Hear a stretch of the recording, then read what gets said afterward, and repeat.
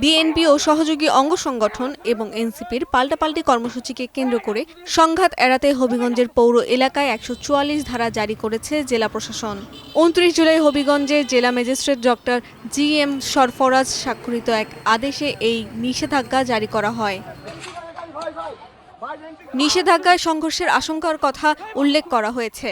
উভয় পক্ষের বিপুল সংখ্যক নেতাকর্মীদের সমাগম হতে পারে বলেও জানানো হয়েছে। এতে জানমালের ক্ষয়ক্ষতি ও আইন শৃঙ্খলা পরিস্থিতির অবনতির শঙ্কা রয়েছে। এসব বিবেচনায় জনস্বার্থে হবিগঞ্জ পৌর এলাকায় ১৪৪ ধারা জারি করা হয়।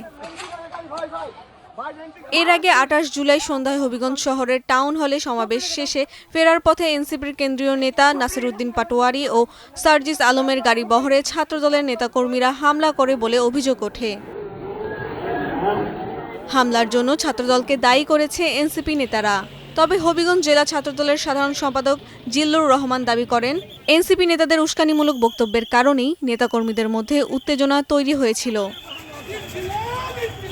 হামলার প্রতিবাদে মঙ্গলবার রাতেই রাজধানীর বাংলা মোটরে বিক্ষোভ কর্মসূচি ঘোষণা করে এনসিপি।